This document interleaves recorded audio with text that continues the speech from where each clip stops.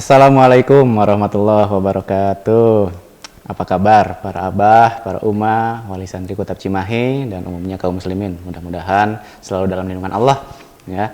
Nah, selamat datang di episode perdana podcast kami Uplek, ulasan perihal edukasi keluarga. Sesuai dengan namanya Uplek, ya.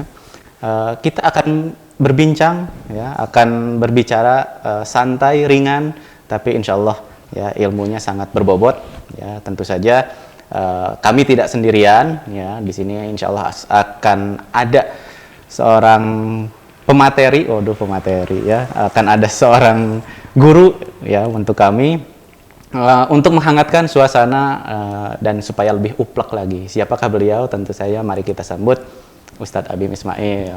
Sehat, Ustadz? Alhamdulillah, baik. Gimana Kang Yuga juga? Sehat, alhamdulillah, insya Allah. Alhamdulillah. Ya, saya senang bisa turut hadir di podcast Uplek ini. Merupakan kebahagiaan, kegembiraan, juga sekaligus kehormatan. Masya Allah. Kami dukung penuh program baru ini. Mudah-mudahan sebagaimana harapan yang sudah diutarakan, channel ini atau program ini bisa memberikan nilai tambah ataupun memperluas manfaat khususnya untuk keluarga besar Kutab dan umumnya bagi para pemirsa semua dalam hal edukasi keluarga seperti itu. Amin, amin, amin. Ya, dan saya nggak sendirian, Tad. Kawan saya kenalin dulu. Oh iya, alhamdulillah. Terima kasih Mas Bayu, ini sudah. Siapa namanya, Mas? Mas Bayu. Oh, Mas Bayu, iya. Gimana kegiatan di Kutab pekan ini? Ada dinamika apa atau seperti apa? Ya, sangat banyak. Dinamika selalu ada setiap harinya, berwarna. Justru dengan dinamika itulah kita bisa bertumbuh, survive dan terus mengupgrade setiap halnya agar terus ada bertumbuh dan berkembang ke arah yang lebih baik. Jadi, warna-warni dinamika itu sangat dibutuhkan dan harus ada memang. Seperti itu. Iya. Mas, Sangat kira-kira kita ngobrolin apa nih buat Ya mungkin edisi perdana kita? perdana ya. Karena kan sebenarnya perdana ini kan untuk ini Ustaz sebenarnya untuk menghangatkan lagi kajian ayah sebenarnya. Jadi kita akan membahas mungkin seputar kewamah dulu kali ya. Mungkin. Keuangan. Iya, keuangan. Iya. Ya, tapi penting sih memang menurut saya ya keuangan itu karena saya ingat waktu saya interview masuk Kutab tuh. Lama sekali itu. Iya. Justru yang bikin saya ingat tuh gini, Tad. Biasanya ketika ya kalau kita lihat di sekolah lain ya, kan ketika wawancara segala macam ya sudah yang dites itu anaknya. Nah, saya kaget ketika saya wawancara yang dites dan bahkan yang dicecar pertanyaan tuh justru orang tuanya. Apalagi saya sebagai ayahnya gitu, ditanya segala macam sama Ustadz, bahkan sampai ini Mas, kalau saya bilang mungkin diancam. Mau nggak ngedidik anak? Kalau mau, enggak. Kalau enggak, udah mundur aja dari sekarang gitu. Nah, gimana tadi itu, Tad? Karena buat saya asal ada aneh oge gitunya. Iya.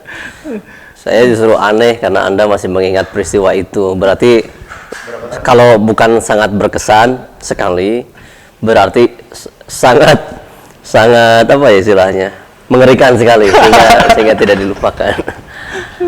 Iya, saya kira ini dalam 10 atau 15 tahun terakhir ini edukasi atau penyadaran terhadap orang tua tentang pentingnya edukasi terhadap keluarga juga anak itu baru geliat.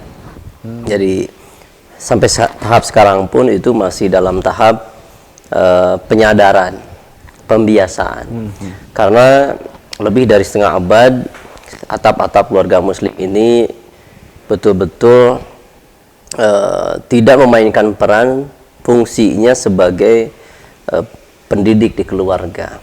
Jadi hanya sebatas disandang, dipangan gitu. Setelah itu pendidikan untuk anak-anaknya diserahkan pada lembaga atau pihak-pihak tertentu. Nah, Kutab kembali ingin mengingatkan orang tua, setiap keluarga muslim yang tentu saja sudah berkeluarga dan punya anak, tentang peran penting ini di keluarganya.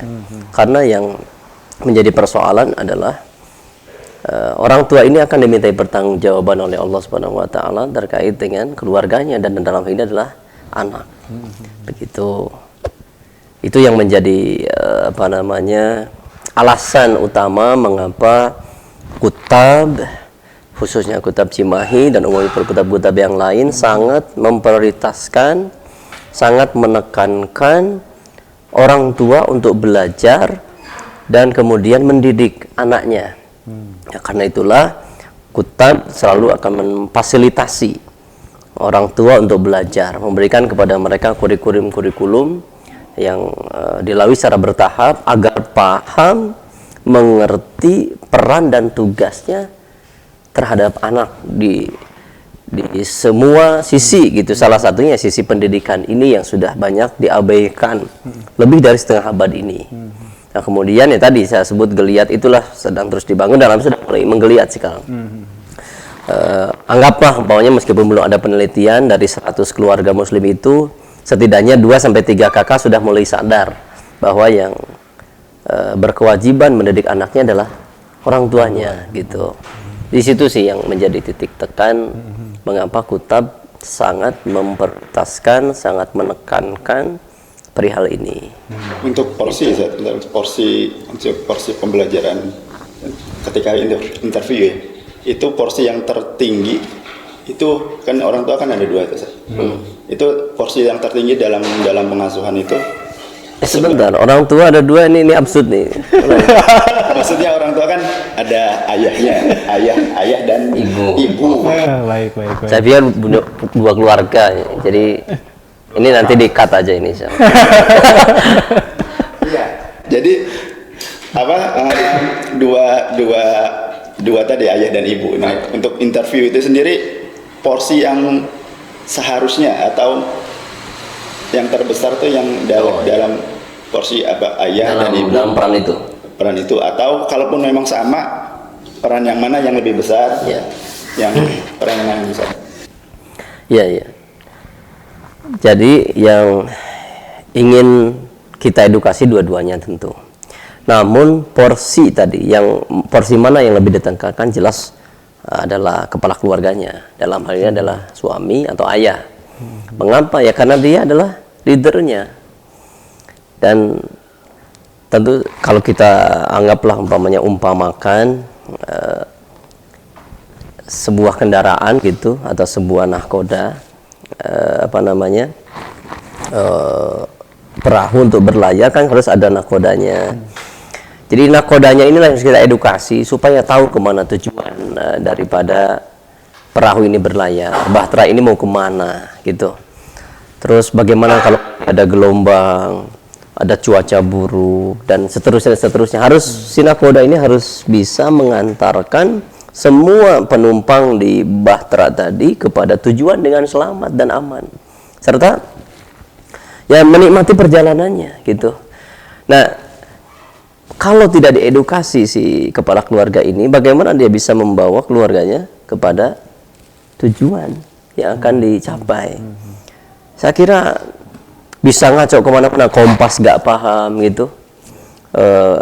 Kalau ada ujian berupa badai maupun gelombang atau karang atau es, dia kebingungan bagaimana menghadapi semua problematika tadi. Sehingga jangankan sampai, boleh jadi dia mandek di tengah itu atau malah karam. Jadi porsinya kemana nih? Ya siapa yang lebih banyak untuk diedukasi, untuk difasilitasi dalam belajar di Kutab ini? Jelas para ayah, para suami. Karena dia adalah qawamahnya di rumah tangga. Dia leadernya yang harus memimpin, harus membimbing, harus membawa anggota keluarganya selamat, bahagia dunia akhirat. Jadi porsinya di situ. Nah, kalau Kutab Cimahi itu sendiri ya, ini kan kita kan Kutab Cimahi, berarti lingkupan Cimahi ya. Nah, saya pernah dengar itu dari, kalau nggak salah dari Ustadz Bendri ya, kalau nggak salah itu mengatakan bahwa Indonesia itu negara sekian, negara tanpa ayah. Lost father. Nah, kalau dari interviewnya sendiri, daerah Cimahi itu termasuk ke dalam yang dikatakan oleh Ustadz Bendri itu kan? Melakukan penelitian secara khusus memang belum saya lakukan.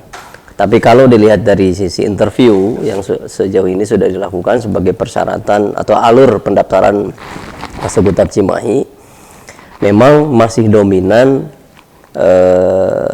Alhamdulillah kesadaran sudah mulai tumbuh ya. Itulah mengapa mereka ada di Kutab Cimahi. Itu kan berasal dari kesadaran.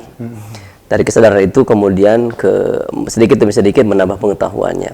Namun dalam tataran eksekusi atau amal, memang butuh terus latihan. Jadi kalau dibilang tadi bagaimana Indonesia, apakah termasuk lost father, kalau lihat tolak ukur yang interview, bisa katakan ya. Ya. Sebetulnya ngeri juga saya ngomongnya nih. Saya lagi ini asumsi ya, karena belum ada penelitian. Namun meskipun demikian, perlu kita syukuri Kesadaran tadi. karena sudah mulai tumbuhnya kesadaran. Makanya saya juga katakan ke para umahat atau istri-istri wali murid ini, jangan terlalu banyak nuntut perubahan yang drastis 180 derajat, karena memang kita perlu apresiasi dulu yang sudah terjadi, yaitu di kesadaran dulu. Gitu. Adapun masalah eksekusinya, inilah yang perlu kita pahami juga. Karena proses perbaikan atau islah ini pada diri Qawamah memang butuh bertahap. Sesuai dengan kadar kapasitas keimanan, kapasitas kesolihan, juga ilmunya. Ya, berarti bab ayah sekarang tuh bab belajar, bab umahat, bab sabar ya. Bisa dikatakan demikian, bisa. Ya bisa. Masalahnya Mas, sabarnya itu sabar apa dulu Mas? Ya mungkin sabar. Bisa multitafsir masalahnya. Sabar menghadapi perubahan yang lambat, kan gitu. Baik. Ya. Kadang memang di sinilah kita perlunya. Ya suami sabar dalam melakukan perubahan, ya istri juga sabar dalam melihat perubahan yang umpamanya sangat dianggap lambat gitu. Bagi para umahat dari sabar. Sabar ya, sabar wayahna. Ya. Biar lebih sabar kan ngopi dulu kan. Mangga. Saya ayah. Iya, iya. Mangga Tad, lanjut Tad. Bismillah. Kalau untuk ayah ya, jadi apa yang akan dilakukan oleh Kutab lah ya, untuk mengenai ya Cimahi dulu lah Ustaz ya, tentang lost father tadi. Iya. Kontribusinya itu Ustaz. Sebagaimana tadi disampaikan bahwa Kutab, dalam hal ini Kutab Cimahi, diselenggarakan dengan maksud memang untuk mengedukasi keluarga-keluarga muslim ini. Jadi porsi besarnya kami hadir gitu, membantu setiap keluarga dan orang tua. Yang dimaksud bantu apa? Dua. Satu, bantu setiap keluarga atau orang tua dalam mengedukasi diri dan keluarga. Dua, kami juga bantu dalam pendidikan anaknya. Tapi porsinya adalah 20% itu. Nah, porsi terbesarnya adalah memang membantu orang tua dalam ya belajar. Gitu. Supaya hasil yang diserap oleh orang tua langsung diberikan ke anaknya. Nah, itulah kita ingin buktikan bahwa harusnya lembaga memang tidak mengambil alih peran orang tua di usia dasar ini. Makanya yang kami lakukan, bantuan ini kedua objek, yaitu satu orang tua, dua anaknya. Namun porsi terbesarnya adalah ke orang tuanya. Khusus untuk ayah yang akan kami lakukan, di antaranya sudah kita ketahui bersama kenapa kajian wali santri diwajibkan. Kemudian sangat direkomendasikan atau ditekankan kajian ayah dan umahat begitu. Adanya podcast Uplak ini juga untuk memfasilitasi itu. Ditambah lagi juga adanya Mabit Qawamah yang itu lebih spesifik di alam terbuka dalam durasi waktu yang lebih lama dengan aktivitas yang beragam. Karena di situ juga kita akan menggali banyak data, banyak informasi tentang wali murid. Dengan adanya safar yang dilakukan di Mabit Qawamah itu atau makom ini akan mulai terbuka satu persatu karakternya gitu. Keguyuban juga mudah-mudahan makin terjalin dan seterusnya, karena memperbaiki peradaban ini dalam hal pendidikan maksudnya tidak bisa sendirian, harus membutuhkan keguyuban, kerjasama, kolaborasi, semua sumber daya kita integrasikan. Nah, menarik Gitu. yang mengenai Mabit Qawamah tadi ya, karena itu sempat ditanyakan juga ketika dulu saya wawancara gitu kan, apakah siap untuk belajar, lalu kedua apakah siap nanti akan ada program-program yang harus wajib diikuti gitu kan, salah satunya ya tadi dulu mungkin bahasanya akan camping gitu kan. Nah, mabit koamah gitu kan. Nah, sebetulnya ada landasan ininya nggak, kenapa sih harus sampai mengadakan mabit koamah gitu kan? Biasanya kalau mabit-mabit mah siswa gitu kan, kalau di sekolah-sekolah mah gitu kan. Ini kok seorang ayah harus menyediakan waktu gitu kan untuk ya camping, dan ya bukan hanya camping tapi betul-betul dididik di sana gitu. Karena itu saya juga sempat ketika nyewa camping itu sempat ditanyakan, jadi ini untuk anak-anaknya ya Pak? Oh enggak, ini untuk para ayahnya. Itu pada berapa tempat camping itu kaget itu. Jadi ayahnya camping, terus ngapain?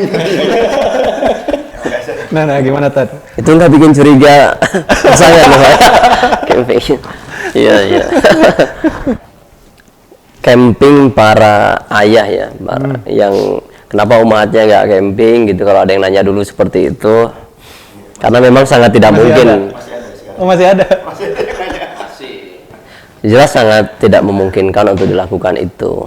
Nggak akan kepikiran sama sekali ayahnya yang kemudian gendong bayi di rumah gitu. Jadi enggak, karena syariat juga sudah membatasi itu ya. Kembali ke persoalannya tadi. Jadi mengapa ayah camping gitu ya? Ya perlu ada mabit koamah gitu, landasannya apa gitu. Sebetulnya tidak ada nas sama sekali yang menyebutkan baik dari Al-Quran maupun Sunnah bahwa di antara cara untuk gembleng orang tua itu, khususnya bapak nih, camping atau mukhayyam. Ya nggak ada. Ini hanya salah satu metodologi saja, dan tidak menyalahi syariat. Barangkali gitu untuk manusia di abad digital ini atau di abad modern ini, salah satu cara, yang ini hanya metodologi, adalah dengan diajak safar gitu, bermalam. Disebut safar itu menurut sebagian para ulama itu kan kalau ada malamnya, bermalam ya, ada mabit. Nah, karena ini diharapkan bisa, atau sebuah pendekatan dari metodologi pembelajaran khusus untuk orang dewasa umpamanya. Kalau diformalkan seperti di kelas macam itu, dirasa terlalu menggurui atau terlalu formal. Mungkin perlu diadakan nuansa-nuansa yang sifatnya safar atau camp seperti itu. Ini hanya salah satu metodologi saja yang apa istilahnya tidak melanggar kaidah-kaidah syariat. Boleh-boleh saja kan kita camping kalau memang tujuannya untuk tolabul ilmu gitu. Intinya mah ini edukasi, tapi kita coba cara lain dalam mengedukasi dengan di campinggen gitu. Hanya salah satu cara, dan ternyata setelah dilalui beberapa kali itu berdampak positif. Jadi ada impact positif yang dirasa oleh para peserta camping. Dalam ini makom seperti itu sih. Hanya salah satu edukasi saja. Merasakan manfaat dari makom. Berapa kali ikut makom? Hah? 7. Hah? Berapa? 6 kan? 7.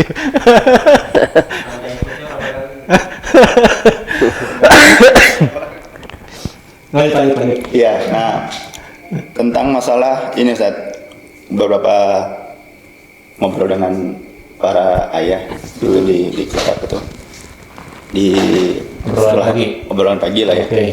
Itu kebanyakan gini, kalau saya lihat sih memang kebanyakan di usia-usia muda ya.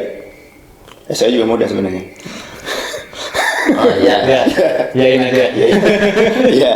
Nah, ini beberapa ya, dan menurut saya sih lebih banyak itu. Nggak tahu saya kalau pakai bahasa hijrah mungkin bisa apakah yang salah kita. Jadi ada beberapa para ayah itu, dia itu memang baru berhijrah, baru berhijrah, sehingga ketika dia baru berhijrah, lalu dia kenal dengan kutab, ya mungkin Allah alam ya, cuman mungkin dari sholat juga dia sedang memperbaiki sholatnya gitu. Sedang lalu dia langsung dihadapkan dengan harus mendidik anak gitu kan. Nah, terkadang ada kebingungan apa yang saya harus lakukan pertama kali gitu kan. Ya kan? Sedangkan dia dituntut untuk mendidik istri udah jelas ya, anak udah jelas. Nah, termasuk juga yang saya katakan, apakah ada pengaruh dosa sebelum dia terhadap pengasuhan gitu. Nah itu gimana? Karena saya pernah dengar dari Ustadz Budi itu bahwa Ibnu Sirin ya, insya Allah Ibnu Sirin, dia itu mengatakan ada kesialan yang dia temui, dan dia mengatakan ini karena dosa saya 40 tahun yang lalu.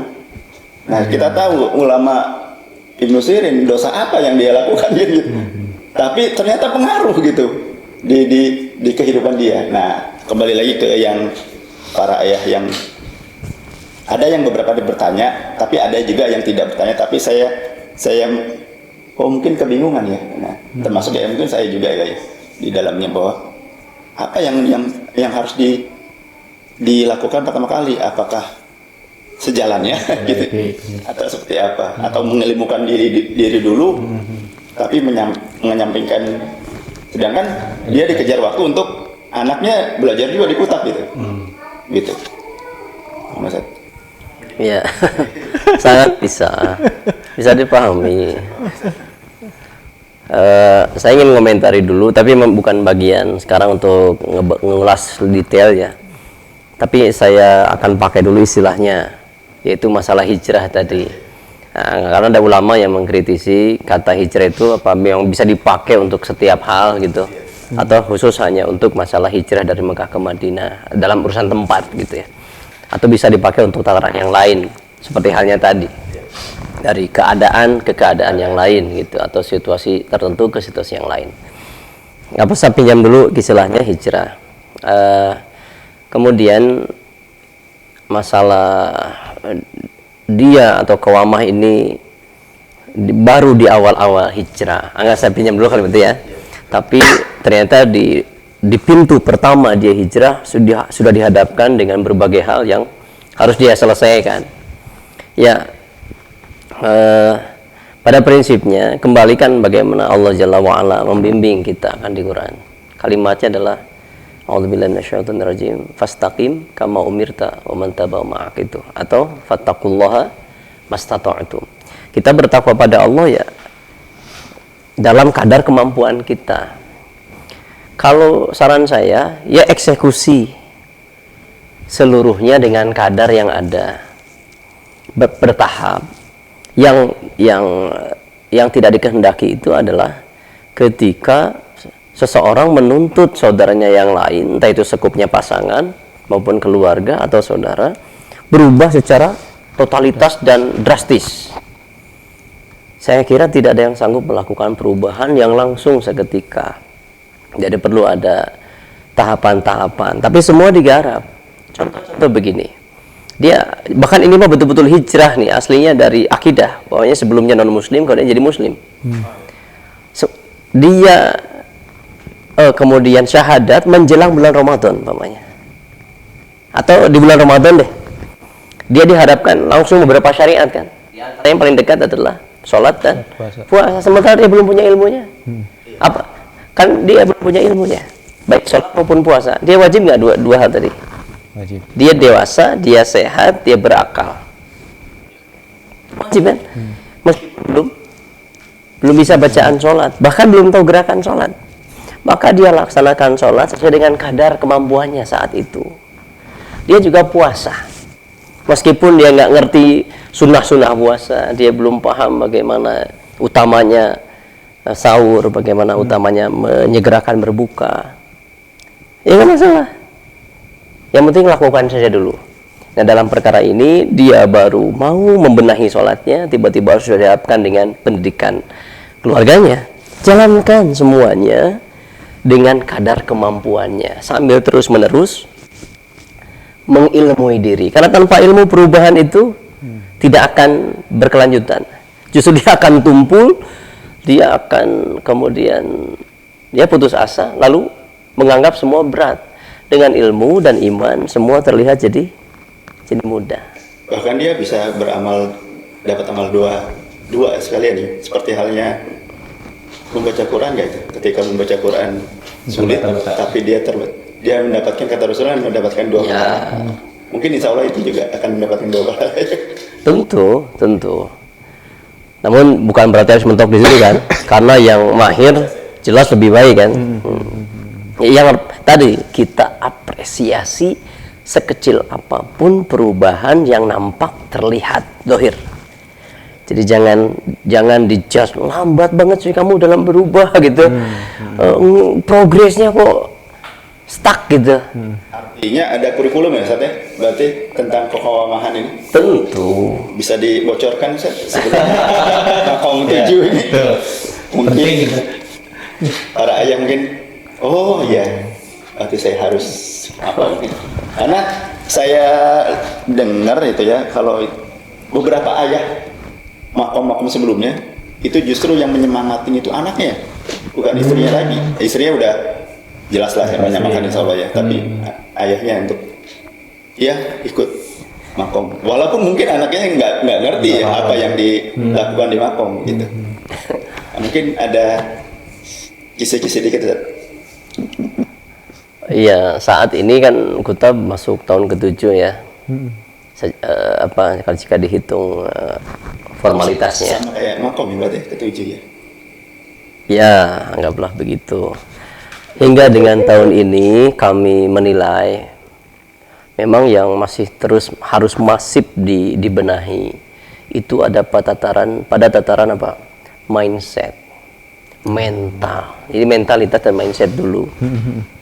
Keilmuan itu beriringan saja dengan itu. Karena ngapain kita jejali ilmu?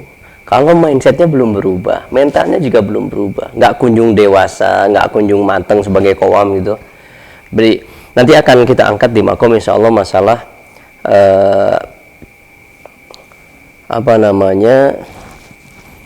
mental kekanak-kanakan. Itu ada tema khusus. Jadi betapa bahayanya anak yang terlahir dari keluarga yang orang tuanya dalam ini ayah, satu dia bodoh, juhala, dua adalah kekanak-kanakan. Kalau qawamah yang harusnya matang secara mental, dia dewasa betul, emosionalnya sangat stabil, kemudian juga mindsetnya sudah sangat bagus terkondisikan, tiba-tiba malah sebaliknya kekanak-kanakan gitu. Terus gak mau mengilmui diri, ya bodoh, gak ngerti urusan bagaimana menghadapi anak yang menangis, bagaimana menghadapi anak yang emosional pokoknya gitu, atau semangatnya sedang down. Belum lagi dengan pasangan, ketika ada dinamika dengan pasangan, dia nggak pernah paham. Bagaimana kalau ibarat rumah itu, kalau genteng bocor apa harus dilakukan nggak ngerti, lampu padam harus diapain nggak pernah tahu. Loh ini kan bahaya, masa qawamah pemimpin keluarga kayak gini. Jadi yang akan dibenahi secara masif saat ini masih pada tataran mentalitas dan mindset. Itu mentalitas keqawamahannya, mindset kelaki-lakiannya itu yang harus terus digenjot. Sebelum ilmu beriringan dengan itu. Karena kalau ilmu terus disuapkan, dihidangkan, sementara mentalitas dan mindsetnya belum kunjung terbenahi, itu tidak akan dieksekusi itu ilmu. Itu hanya akan jadi tumpukan riwayat, koleksi pengetahuan, tapi tidak akan kunjung berbuah. Itu kurikulumnya apa ya tadilah. Nah, untuk menyeimbangkan si ini tuh seperti apa gitu? Ya, ini kan umpama tadi ya. Umpama. Karena ya mohon maaf tanpa bermaksud, karena kenyataannya justru yang baru yang lebih baik. Selamat wali santri baru. Yang lama justru ini malah banyak ngeyel. Saya mau baru masuk lagi kan. Jadi wali santri baru. Oh, saya wali santri baru juga tahun ini. Wali santri abadi. Iya. Idealnya memang ada berjenjang kayak gitu dalam pelayanan. Seharusnya begitu. Dibuat pengelompokan dalam mengedukasi. Namun saat ini masih di istilahnya kalau bahasa di lapangan dikumkin gitu ya, di semua angkatan. Baik, contohnya di santri harusnya kan memang terkurikulumkan. Jadi yang baru punya angkatan sekian sampai sekian ngajinya itu ini gitu. Jadi nggak mengulang ya. Dan sebetulnya tidak ada yang kita ulang gitu. Nah saat ini keterbatasan kami memukul rata dulu semua wali murid. Memang ada konten-konten yang terulang. Satu untuk murojaah bagi yang lama, kemudian memang untuk hal yang baru bagi keluarga yang juga baru. Namun di satu sisi kita buat berimbang lah 50-50 gitu. 50% materi adalah murojaah dengan segala perbaikan dan tambahannya. Dengan 50% lagi adalah perkara-perkara yang kami anggap ini hangat untuk dikedepankan. Dari mana kita mengetahui ini? Dari dinamika yang ada di lapangan. Baik itu berkaitan dengan kesolehan orang tua, karena ranahnya kan di situ kita bicaranya. Kita bicara tentang ranah pribadi, bicara ranah orang tua, ranahnya anak gitu. Kalau pribadi ya masalah kesolehan diri. Kalau pasangan ya bagaimana kita mengerti peran dan kewajiban suami istri. Kemudian bicara anak ya kita sebagai ayah dan ibu, dan dalam hal ini bicara tentang metodologi atau uslub-uslub thariqah, tahapan urutan pembelajaran. Contoh umpamanya nanti ada tema-tema kalau berkaitan dengan anak, bagaimana mengajari atau menghadapi anak yang berbohong, bagaimana kita mengurai persoalan anak yang sedang semangatnya sedang turun dan seterusnya. Adapun untuk pasangan ya tadi, hanya untuk pasangan tidak bisa kita angkat di forum kajian wali murid, harus terpisah. Makanya ada kajian ayah, ada apa, ada kajian ummahat, juga ada makom. Jadi disinilah kita memisahkan pembahasan yang memang hanya untuk dikonsumsi masing-masing gitu. Nah kalau dibahas di forum yang umum, khawatir mindsetnya tadi belum bekerja, ujung-ujungnya malah saling menyalahkan maupun menuntut. Itu makanya dipisah. Kayak ada tadi video di grup wali santri itu yang harusnya itu dikasihkan di ummahat saja, malah diangkat di kajian di forum grup wali santri. Tapi untung saya nggak punya mobil, Ustaz. Jadi saya nggak akan cerewet kayak gitu. Aman. Jadi salah satu kasus. Oh iya, salah satu kasus. Untungnya sekarang mindset wali murid sudah mengerucut bagus gitu ya. Sehingga tidak ada yang baper di situ, tidak ada yang, meskipun tadi terdengar juga di perjalanan bahwa ingin mengeraskan video itu ke istrinya. Itu kan salah satu bukti bahwa ini pentingnya kita memisahkan ranah pembahasan, karena orang tua ini memang betul-betul sangat sensitif dalam segala hal. Perlu proporsional, kapan ini bahas di mana gitu, ini bahas di mana. Ya nanti lain waktu nanya dulu lah gitu. Tapi yang komen tadi pembalap semua.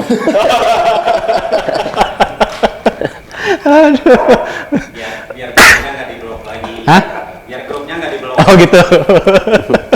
Jadi harapan saya grup-grup yang resmi di Kutab itu, baik grup wali murid yang 3 angkatan maupun grup aba, grup ummahat, grup kelas juga, itu mohonlah jangan ngaruntah gitu. Ngerti ya ngaruntah ya? Ya. Jadi jangan banyak buat ini kan memang untuk mengedukasi. Tentu boleh kita bercanda, boleh selama tidak berbau dosa dan sia-sia. Tapi jangan terlalu banyak juga. Siap. Apalagi stiker-stiker.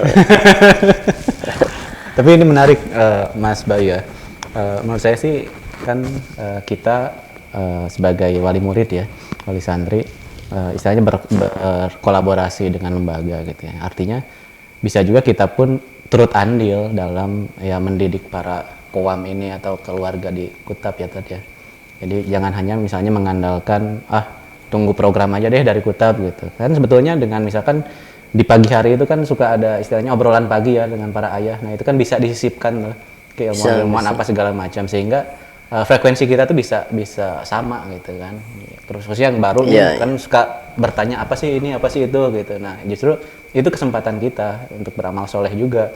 Jadi jangan hanya misalkan, karena kalau kita mengandalkan misalkan kajian wali santri, lalu kajian ayah, kajian ummahat, makom, saya rasa sih sangat terbatas sekali ilmu yang bisa tersampaikan maupun waktunya gitu. Nah, maka menurut saya penting banget untuk dari kita pun para wali santri untuk berperan aktif juga gitu, sehingga tujuan besar kita untuk membangun sebuah peradaban yang baik tuh bisa segera terrealisasi gitu, tidak hanya menunggu dari lembaga saja begitu. Setuju. Karenanya momen peran mengantarkan atau menjemput sekiranya memang ya berapapun waktu yang bisa kita alokasikan untuk saling menyapa gitu dan bertukar pikiran, itu lakukanlah. Karena memang yang ingin dibangun oleh Kutab ini mensinergikan tadi semua keluarga. Karena ada Pamgat juga kan. Oh iya, Pamgat kemarin. Di mana kita punya 3 tujuan utama di Pamgat itu. Nah, intinya ingin mensinergikan semua keluarga besar Kutab. Jadi bukan hanya sekedar ikatan kelembagaan antara wali murid dengan sekolah, tapi juga ingin mengguyupkan semua keluarga besar Kutab ini sebagai satu keluarga. Yang kalau sudah sebesar satu keluarga, apa yang terjadi? Jadi situ ada nasihat menasehati, ada proses saling ta'awun dan sebagainya. Jadi jangan sampai satu lembaga tapi kita tidak saling mengenal, apalagi saling peduli. Itu yang tidak kita harapkan. Iya. Gitu sih. Fokusnya tadi bahwa kalau ini kaitannya dengan infak gitu yang wali murid keluarkan untuk pendidikan, ketahuilah atau anggaplah itu untuk membiayai Anda belajar di Kutab, bukan anak Anda. Jadi, supaya tidak ada kesan, kenapa saya harus wajib kajian wali santri yang padahal sebulan sekali gitu ya. Padahal kan saya sudah berinfak. Justru, nih, kalau saya boleh tegaskan, justru anggaplah infak yang dikeluarkan itu adalah untuk membiayai Anda belajar di Kutab. Sehingga dengan ilmu yang didapat bisa didik anaknya. Gitu.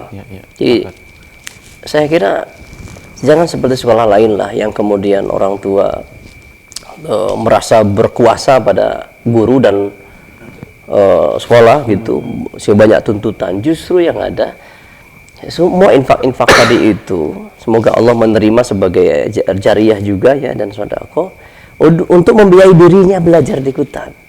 Justru kalau sekolah tidak memfasilitasi orang tua belajar, itu harus dituntut harusnya. Loh, kami kan sudah berinfak nih, kenapa kami tidak diedukasi gitu? Bagaimana kami menjalankan rumah tangga menurut syariat, bagaimana kami mendidik keluarga, lebih umumnya lagi bagaimana kami selamat ini dari api neraka, bahagia dan selamat dunia akhirat. Kenapa nggak ada program gitu? Jadi bukan malah kenapa harus kajian, kan sudah bayar. Ini kok ngaco nih. Betul, mindsetnya harus dibalik ya. Jelas itu salah. Dan gelagat ke arah situ tercium. Seolah-olah, punten, ini agak keluar mungkin dari bahasan. Seolah-olah, hanya seolah-olah ya. Kalau seandainya gratis ya, sekolah, barulah saya mau kajian gitu. Karena gratis. La haula wala quwata illa billah. Ini udah bayar infak, harus ngaji dan ditekan, diancam lagi umpamanya gitu. Justru apa yang Anda keluarkan dari harta itu untuk membiayai Anda sendiri belajar. Sehingga kalau Anda tidak ambil program-program yang Kutab selenggarakan untuk Anda, harusnya Anda menyesal karena sudah merasa bayar. Itu.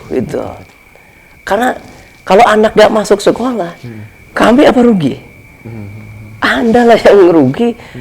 Justru Anda yang rugi karena Anda tidak punya ilmu untuk didik anak gitu. Seperti itu gambarannya. Maka sekali lagi Kutab sangat memfasilitasi dan menekankan bagaimana orang tua harus belajar. Mungkin nanti entah kapan, mungkin anak cucu kita kajian wali murid mungkin sudah dihapuskan. Karena mereka adalah alumni Kutab. Sudah ngerti ilmu tentang parenting. Gitu. Nggak perlu lagi tuh ada kajian wali murid karena sudah ngerti bagaimana menjalankan roda rumah tangga, pendidikan ke anak secara bertahap dan berurutan, mana yang didahulukan, mana yang diakhirkan, apa yang prioritas di usia kutab ini, mana yang sebetulnya bisa dinantikan lah gitu. Seiring waktu, nah kenapa sekarang ditekankan dan bahkan diwajibkan hingga ada konsekuensi kalau tidak tertib di situ? Ya karena orang tua sekarang tadi, kita lebih dari setengah abad terkubur mindset ini oleh ya debu-debu peradaban sekarang, di mana peran mendidik diserahkan ke lembaga. Orang tua merasa cukup pada ranah memberikan sandang dan pangan. Di rumah tidak ada kehangatan dalam diskusi pembelajaran. Orang tua nggak mau diganggu oleh PR-PR anak dan sebagainya. Inilah yang sudah terjadi dalam kurun waktu beberapa dekade ini. Dalam 15 tahunan lebih kurang, kelihatan ini sudah mulai tumbuh. Itu. Nah, memang kita harus bersabar tadi di situ semua pihak. Kitanya sendiri yang belajar, istri kita sebagai pasangan juga harus sabar menunggu perubahan. Anak kita terlebih-lebih. Seperti itu sih. Itu mudah-mudahan ke depan Indonesia menjadi negara pertama yang mencoret lost pattern. Itu of the city atau of the country. Itu atau nation. Oh, bener nggak bahasa Inggris saya? Bisa sih optimis Tad, dengan apa yang sudah kita lakukan ya selama kurang lebih mungkin 7 tahun ya dengan lembaga ini. Karena saya melihat juga ya bukan bermaksud membandingkan ya, tapi dengan anak-anak sepantaran usia anak-anak saya gitu, itu terlihat sangat berbeda gitu, ya sangat berbeda. Terlalu begitupun orang tuanya. Jadi yang mindsetnya masih ya sudah, saya kan sudah menyekolahkan, ya udah deh gitu. Nah maksudnya tuh apa ya, dengan program-program yang sudah kita laksanakan bersama gitu ya, lalu kita saling bersinergi, manfaatnya sangat terasa khususnya buat keluarga saya gitu. Nah terus begitu juga dengan program-program Mabit Qoamah itu, yang dulu ketika wawancara, oh paling nggak camping biasa gitunya, kayak camping kumaha sih gitu ya. Oh ternyata luar biasa gitu ya, sampai banyak hal yang sebelumnya tidak saya sadari, oh ternyata sepenting ini ya gitu, dan akan berdampak luar biasa gitu untuk keluarga dan juga anak kami. Iya. Mau dibahas tentang lembar bersatu? Lembar bersatu udah. Ya, berarti kembali lagi ke tentang Qoamah. Tentang Qoamah berarti secara garis besar yang dilakukan oleh Qoamah itu ya termasuk mungkin lembar bersatu tadi yang kata saya tadi. Apakah kan ada yang ngomong lembar bersatu aja yang ngerjain istri ya. Nah itu standar yang dilakukan oleh, yang harus dilakukan tadi kan lakukan berbarengan, kata saya tadi kan lakukan berbarengan, kalaupun memang tadi hijrah tadi baru hijrah. Nah standar yang bisa dilakukan oleh seorang Qoamah itu apa sih sebenarnya, standar awalnya gitu, standar awalnya bahwa Standar awal dan mungkin ideal mungkin. Idealnya itu jadi masuk, oh ya dia Qoamah gitu. Iya. Baik, saya tidak akan detailkan, tapi mungkin bisa dijawab secara globalnya dulu ya. Dan petunjuk ini sudah terdapat dalam Al-Quran Al-Karim tentunya, di mana Allah Jalla wa'ala berfirman di salah satu suratnya. Coba ingatkan saya surat apa itu? Allah Jalla wa'ala berfirman, laqad kana fi rasulillahi uswatun hasanah liman kana yarjullah, dan seterusnya hatta akhiril ayah. Itu surah Al-Ahzab 21. Yang menarik adalah kalimat atau kata uswatun hasanah itu kalau dalam istilah nahwu itu bentuknya nakirah, tidak ma'rifat. Uswatun hasanah, tidak al-uswatul hasanatu. Ini jelas punya pengajaran yang penting buat kita, bahwa keteladanan Nabi Muhammad SAW itu bukan hanya untuk sekup suatu negeri gitu khusus, tapi memang sangat umum, bisa menjangkau semua negeri bahkan melewati zaman, kurun, hingga pada kita. Nah, oleh karena berbicara masalah qawamah yang ideal tadi, yang start awal atau bukan anggap gitu, tentu mengerutnya ke Rasulullah SAW, karena kita nggak punya teladan yang istimewa selain beliau. Kalau hari ini kita mengenal nama-nama yang besar, keren, entah itu dari kalangan sahabat maupun tabi'in, tabi'in maupun generasi setelah mereka, tentu semua itu bermuara ke satu nama sebagai sumber inspirasinya, yaitu Rasulullah SAW. Nah, oleh karenanya kalau tadi ditanyakan hal demikian, maka yang paling pas untuk mencari jawaban adalah ke kehidupan Nabi SAW. Kita buka lembaran-lembaran sirah beliau, salah satunya ada di kitabnya Asy-Syama'il Muhammadiyah atau Syama'il Rasulullah itu. Ada salah satu cuplikan ketika cucu beliau sendiri Hasan bertanya kepada bapaknya Ali bin Abi Thalib. Jadi Hasan radhiyallahu anhu bertanya ke bapaknya mengenai ya bagaimana Nabi di rumahnya. Ya karena interaksi kedua cucunya dengan Nabi ini kan tidak lama sebetulnya. Ya.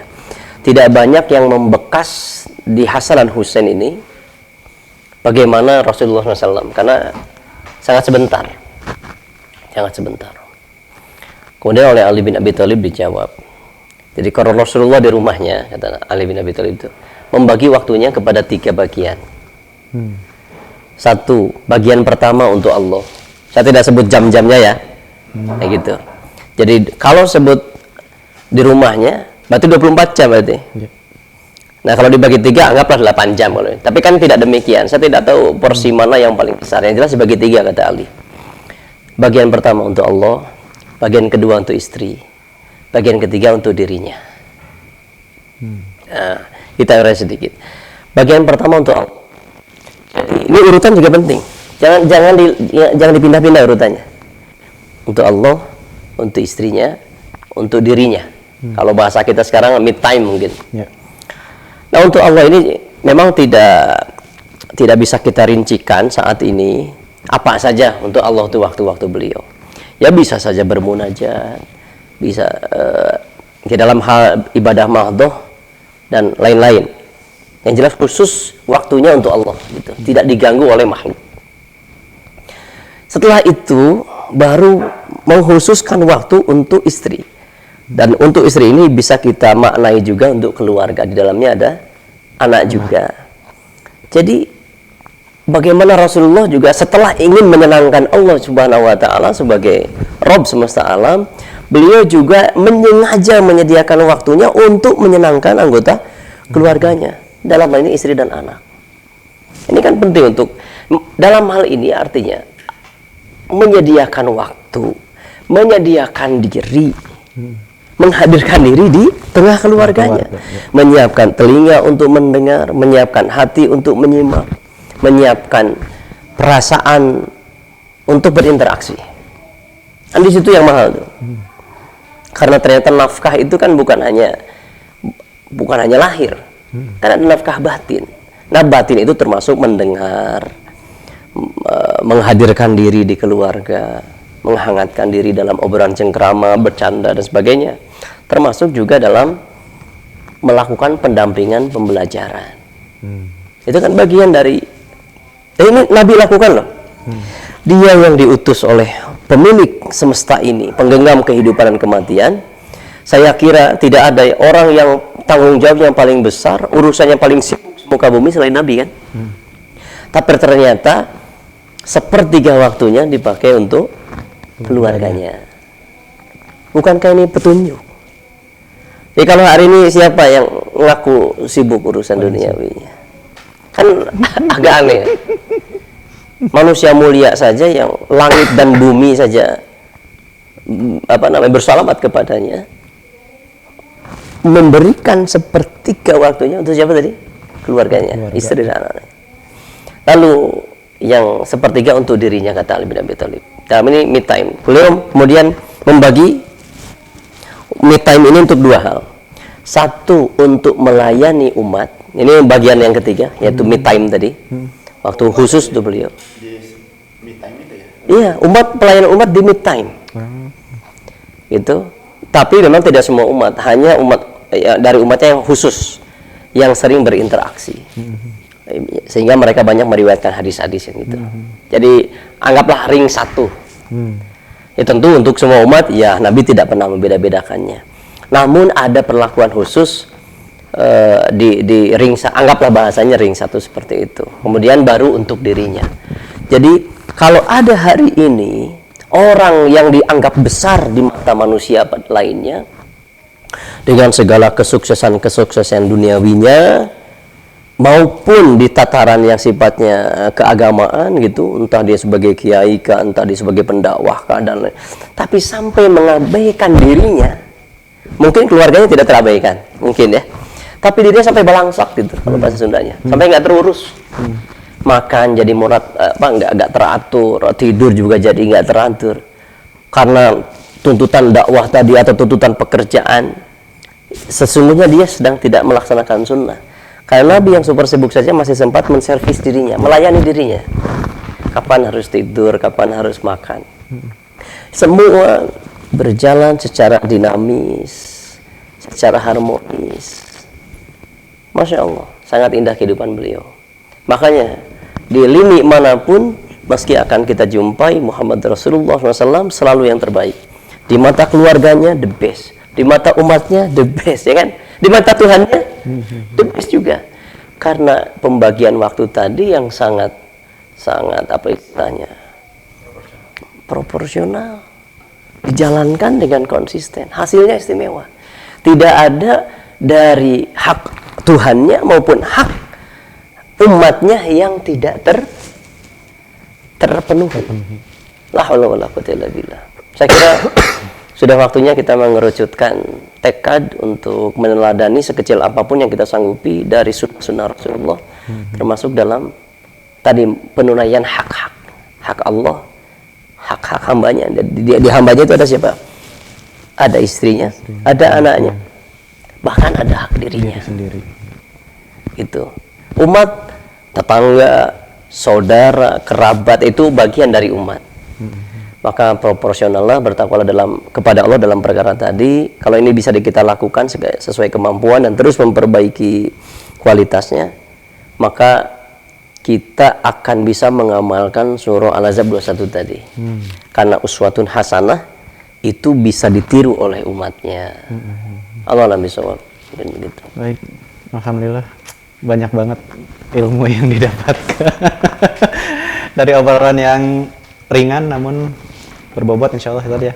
Insya Allah. Ya insya Allah kita ketemu lagi di pembicaraan yang lain dengan tema-tema yang lebih dinamis non? Lebih ya itulah.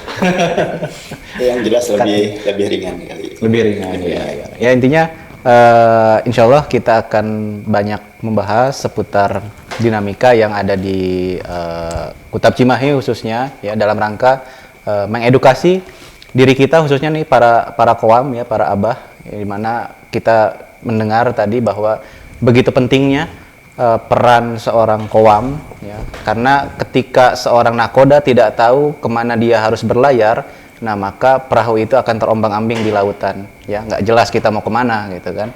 Nah maka ayo khususnya kepada para abah ya, para qawam, kita ikuti terus program-program yang memang ada di Kutab Cimahi, kita ikuti karena seperti yang Ustaz Bim tadi sampaikan bahwa sebetulnya itu hak kita yang harus kita tuntut sebetulnya ya, bukan istilahnya menjadi nanaonan sih atau ngapain sih harus belajar lagi kan saya udah bayar. Nah justru itu hak kita yang harus kita tuntut karena jujur tanggung jawab kita tidak mudah ya. Mari kita